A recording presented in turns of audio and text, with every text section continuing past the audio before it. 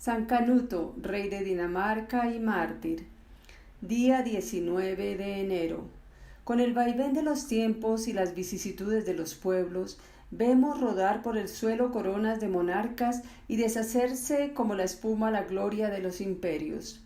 Solo Dios permanece dirigiendo los acontecimientos y conservando las naciones a las que da el gobierno que merecen según sus planes divinos. La doctrina de la verdad es la savia que mantiene la vida de las sociedades, las cuales deben su florecimiento de hoy al hondo fundamento cristiano que les impulsara en sus comienzos un corazón grande, ya fuera el de un simple misionero como un Agustín en Inglaterra, o un Bonifacio en Alemania, o latiera este corazón debajo del manto real de una mujer como Isabel de Castilla, o de un hombre como San Enrique, San Fernando, Carlomagno y tantos otros que iniciaron la fe de sus pueblos o regeneraron sociedades caducas o decrépitas.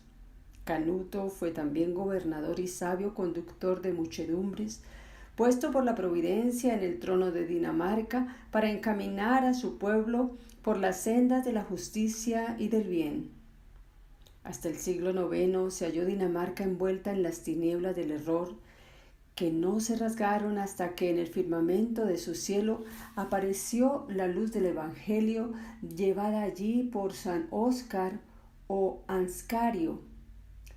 Pero las continuas guerras entenebrecieron de nuevo el horizonte social de este país, en el cual quedó ya fijamente depositada la semilla de la fe, cuando su rey Canuto IV regó su suelo con su sangre, siendo sus purpúreas gotas semillas de nuevos cristianos. Era Canuto hijo de Suenón II, rey de Dinamarca. Dios le dotó de grandes prendas que ya en su niñez revelaban la eximia santidad a que debía llegar. Estaba adornado de una gran modestia y caridad para con el prójimo, de una amplia generosidad y grandeza de ánimo, y era muy dado a la piedad y al celo de la religión. Habiendo cometido su padre Suenón un pecado comparable al del santo rey David, mandó dar muerte bajo el pórtico mismo de la catedral de Roncaille al desventurado cuyos derechos sagrados violó. Cegado por la pasión, no se dio cuenta de la enormidad de su crimen, y al intentar penetrar en la iglesia para participar en los misterios divinos antes de haber obtenido el perdón de su delito, el obispo, revestido con los ornamentos pontificales, cual nuevo Ambrosio conteniendo a Teodosio, dijo al monarca: «Detente, oh rey Suenón, no oses poner tu planta en esta iglesia manchada por ti con sangre inocente, hasta que con lágrimas hayas borrado tu culpa». Al oír esta intimidación y a vista de tanta grandeza y majestad, los presentes quedaron sobrecogidos de estupor, y el mismo Suenón confundido se volvió a palacio, dándose golpes de pecho. Una vez allí, despojóse de las insignias reales y se vistió con un saco, ciñóse una soga, cubrió su cabeza de ceniza y volvió con los pies descalzos y bañado en lágrimas a presentarse a la puerta del lugar santo. Viósele entonces delante de todo el pueblo, con la frente pegada al suelo, pedir perdón de su crimen con hondos gemidos. Acudió nuevamente el prelado, levantóle, le abrazó tiernamente y mandó que le trajeran las insignias reales, conduciéndole ya reconciliado al templo para tener parte en los divinos misterios. Advenimiento de San Canuto al trono de Dinamarca. Habiendo vacado el trono por muerte de Suenón en 1076, los nobles quisieron elegir rey a Canuto, hijo predilecto del difunto monarca, y que por sus virtudes parecía tener a ello más derecho que sus hermanos, y que ya se había distinguido en varios hechos de armas. Pero precisamente por su valor bélico no gozaba del favor del pueblo, cansado ya de tanta guerra, y por esto fue elegido su hermano Haroldo, tenido por pacífico, pero que en el fondo no era sino un esclavo de las más vergonzosas molicies, hasta el punto de que la historia le ha dado el dictamen de holgazán. Retirado Canuto a la corte de Halfdan, rey de Suecia, se negó a tomar armas contra su patria a pesar de las solicitaciones que le hiciera el monarca sueco. Por ello mereció la alabanza de los daneses que le eligieron rey el año 1080 al morir Haroldo. El nuevo rey tenía que luchar contra multitud de abusos y contra la relajación de costumbres que la debilidad de su predecesor había dejado crecer. Pero antes de emprender reforma tan necesaria, trató de llevar a buen término las expediciones militares de su padre. Proponíase con ello someter al yugo de Jesucristo los países comarcanos y limpiar el mar del norte de los piratas que lo infestaban. Después de sometidos los zambones, estotes y curetos, difundió la luz de la fe por la Curlandia, Samogicia y Livonia, y terminadas felizmente estas campañas, Canuto fue recibido triunfalmente en Roskilde, capital del reino. Considerando entonces que se granjearía el afecto de sus vasallos y consolidaría el poder de la casa real si tuviera descendencia, tomó el partido de desposarse con una princesa digna de su dignidad y tomó por esposa a la virtuosa Adelaida, hija del conde de Flandes, de la cual brotó como tierno capullo de cándida rosa Carlos el Bueno, que había de merecer por sus virtudes eminentes el honor de los altares. Reforma del reino, relaciones con la Santa Sede. Ya por entonces entregóse de lleno Canuto a reformar el estado político y religioso de su pueblo. Grande era el mal ocasionado por la incuria de Haroldo. Oíanse a cada paso por las calles blasfemias y palabras groseras. La embriaguez, el libertinaje, el crimen, el robo y el adulterio deshonraban a la mayoría de las familias. Las más vergonzosas supersticiones habían sustituido a las prácticas del culto. Las iglesias se hallaban desiertas, o si acaso servían con frecuencia de lugares de cita para fines no santos. El ministerio del culto estaba descuidado y las vocaciones eclesiásticas escaseaban. El rey halló en el obispo Suenón, sucesor de Guillermo, un colaborador celoso y un amigo fiel. Guiado por sus consejos, lanzó edictos severos contra la blasfemia, el sacrilegio y las irreverencias cometidas contra los templos santos y sus ministros. Al mismo tiempo, procuró acrecentar el número de clérigos, no escatimando nada de cuanto pudiera procurarles honesto sostén y albergue conveniente. Levantó iglesias y las mandó adornar y dotar, y asimismo fundó varios obispados y colegiatas. Con el fin de fomentar más y más el respeto debido a los eclesiásticos, puso en vigor las prescripciones canónicas que excluyen a las personas y bienes eclesiásticos de la jurisdicción del poder civil. Canuto ayudó con su propio pecunio al obispo Suenón a restaurar la catedral de Roskilde. El antiguo edificio de madera fue sustituido por otro de piedra de gran riqueza y maravilloso esplendor. Su dedicación se hizo con gran solemnidad. Al terminar la ceremonia, descendió Canuto del trono y fuese a postrar a los pies del crucifijo, se quitó la diadema resplandeciente de oro y pedrería que ceñía su frente y la depositó a los pies del crucifijo, acompañando dicha ofrenda con abundantes lágrimas.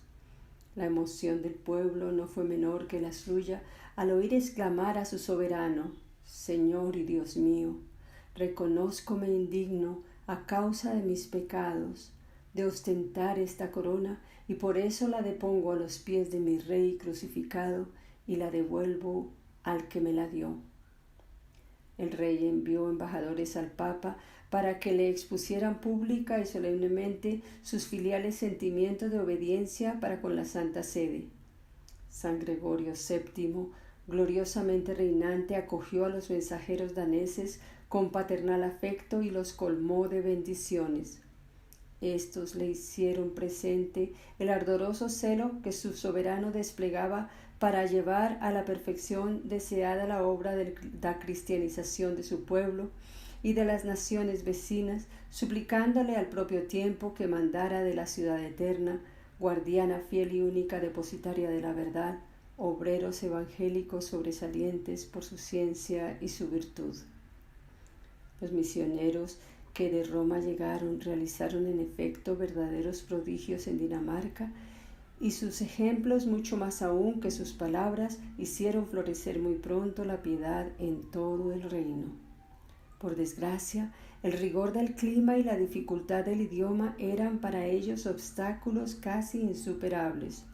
Parecióle al Papa más prudente llamar a Roma jóvenes daneses elegidos entre lo más selecto para formarlos en los estudios teológicos y en el ministerio sagrado. Canuto puso en ejecución sin tardanza el proyecto pontificio y favoreció cuanto pudo a los jóvenes que se sentían llamados al servicio de Dios. Castigo de Higil, piedad y penitencia del rey.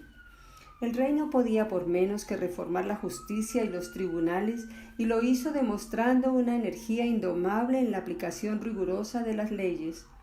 Los homicidios y otros muchos crímenes fueron castigados con la pena del talión y fueron defendidos los oprimidos contra la tiranía de los poderosos.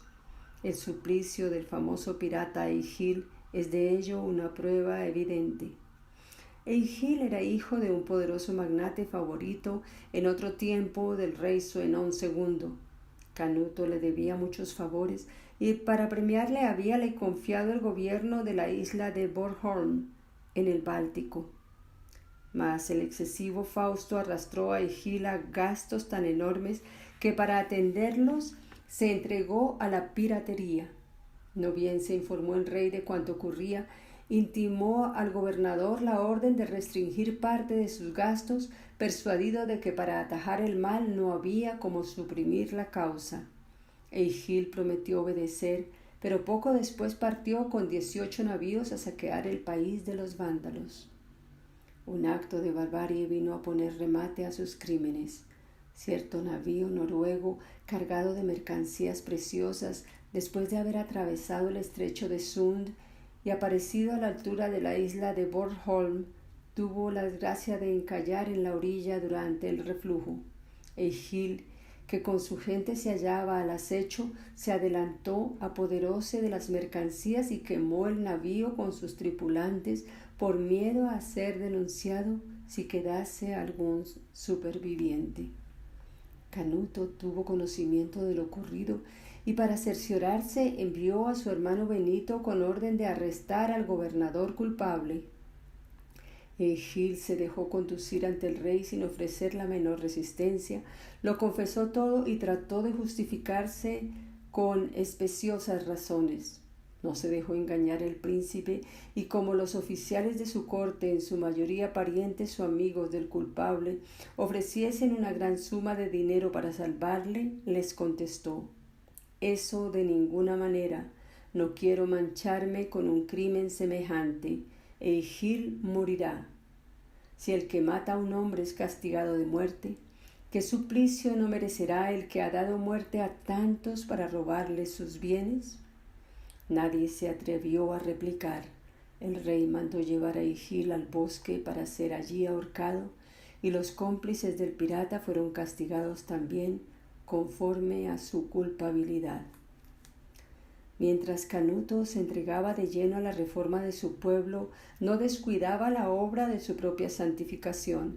Dedicaba a la oración largas horas del día y de la noche, y como sabía que la oración es mucho más eficaz cuando va acompañada de la mortificación de los sentidos, sometíase a rigurosos ayunos casi continuos. Y si bien es verdad que su mesa estaba abundantemente servida, dejaba a sus comensales los bocados exquisitos, contentándose él con unas hierbas y agua clara. En fuerza de tales austeridades muy pronto se vio reducido a suma flaqueza, por lo que sus ministros y oficiales no le escatimaban los reproches, diciéndole que tal abstinencia no decía bien de un príncipe, sino con monjes y ermitaños. Pero su ejemplo no dejó de suscitar imitadores en torno suyo, de forma que poco a poco el palacio real pareció un monasterio. La admirable conducta de Canuto nos evidencia una vez más el poder e influencia que ejercen en sus subordinados los ejemplos de las personas constituidas en autoridad, principalmente si ciñen corona y tienen la fuerza de las armas en sus manos. Descalabro de la expedición contra Inglaterra. Disgustado Canuto por la política que seguía en la Gran Bretaña, Guillermo el Conquistador, duque de Normandía, quiso apoderarse de dicho país, alegando que su abuelo Canuto II el Grande había ceñido aquella corona. En 1066, Guillermo, habiéndose adueñado de aquel país, comenzó su gobierno con tanto acierto que mereció la bendición de la Santa Sede por sus manifestaciones en pro de la difusión del Evangelio. Mas por desgracia no tardaron en introducirse abusos provocativos muy contrarios al espíritu de la Iglesia. Los moradores de aquella tierra fueron injustamente despojados de sus bienes y hasta los nobles se veían obligados a cifrar su salvación en la huida. Gran número de estos se refugiaron en tierras de Canuto para implorar su protección. Movido a lástima, el monarca decidió intervenir. Su suegro, el conde de Flandes, le prometía hombres y dinero, y el rey de Francia, Felipe I, su apoyo moral. En 1085 mandó Canuto equipar una gran escuadra, confió la mayor parte de la flota a su hermano Olao, a la sazón duque de Schleswig, y él se hizo a la vela con las fuerzas restantes hacia las costas de Inglaterra. En vano aguardó la llegada de su hermano. Intentar un desembarco con solo las fuerzas que capitaneaba era correr a un desastre. Por otra parte, su gente empezaba a murmurar y hubo que decidir el regreso. Canuto llegó a saber con aterrador desconsuelo que la armada de Olao ya no existía. Las dilaciones calculadas del traidor habían provocado un motín en sus tropas. La cuestión de los diezmos, el martirio, la canonización. Canuto juzgó esta coyuntura muy propia para llevar a buen término una empresa fracasada varias veces, la recaudación normal de los diezmos eclesiásticos. A pesar de la legitimidad de este censo, los daneses, que habían perdido la costumbre de pagarlo en el reinado de Haroldo, rehusaban con obstinación someterse nuevamente. Canuto creyó llegado el momento de conseguir su objetivo. Convocó cortes y quedó convenido que las tropas desertoras pagarían un castigo de su cobardía, el diezmo o una multa considerable. Los daneses optaron por la multa, por crecida que fuese, antes que someterse a los diezmos, aunque eran muy moderados. Resentido el príncipe por tan insólita determinación, ordenó que se recaudara el impuesto con cierto rigor, creído de que sus vasallos mudarían de resolución. Los recaudadores empezaron a cobrar el dinero en Fionia, de allí pasaron a Jutia y luego a la pequeña provincia de Wensleel, situada en la parte septentrional de Jutia. Torg Skor y Tolar Werpil, gobernadores ambos de esta provincia, la más pobre a la sazón de Dinamarca, excitaron al pueblo poniéndose a la cabeza de los descontentos y enarbolaron bandera de rebelión. Supo el rey que marchaban contra él y se retiró a Schleswig, desde donde pasó a la isla de Fiona con un contingente considerable de tropas que aún le quedaban fieles. Desde allí mandó aviso a la reina para que cuanto antes se retirara con sus hijos a Flandes, a casa de su padre. Pasados unos días en la ciudad de Odensea, capital de la isla, resolvió salir al encuentro de los rebeldes para presentarles batalla, pero estos, aunque superiores en número, no se atrevieron a luchar con tropas tan bien disciplinadas y, abandonados por sus jefes, desistieron de luchar. Mas si les faltó el valor, les sobró la perfidia. Uno de ellos, por nombre Asborn, fue a encontrar al rey y le aseguró que su pueblo había mudado de parecer y acababa de rendirse a lo que se le exigía, insistiendo con repetidos juramentos falsos.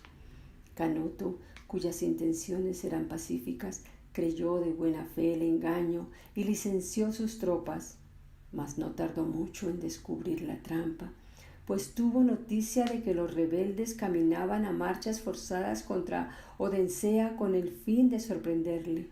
Semejante nueva no le produjo la menor turbación y fue, según su costumbre, a la iglesia de San Albano para oír misa.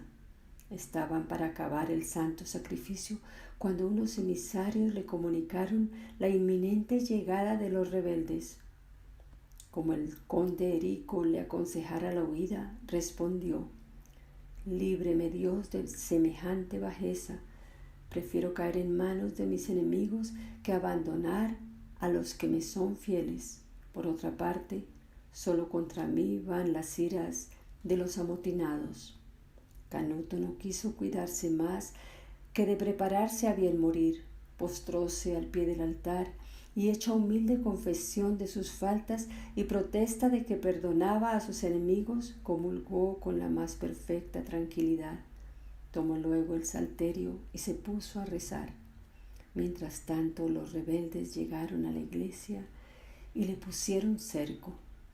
Benito, hermano del rey, defendía la entrada con algunos de sus leales, haciendo verdaderas proezas de valor. Canuto recibió una pedrada en la frente, mas lejos de interrumpir su oración, se contentó con llevar la mano a la herida para contener la sangre que a raudales le brotaba. No habiendo podido los sitiadores forzar las puertas de la iglesia, nuevamente acudieron a la traición. Uno de sus jefes, llamado Edwin Bifra, pidió hablar con el rey a pretexto de proponerle condiciones de paz. Canuto ordenó que le dejaran penetrar, pero habiéndose inclinado profundamente el infame Egwine como para saludarle, al levantarse le clavó un puñal en el pecho.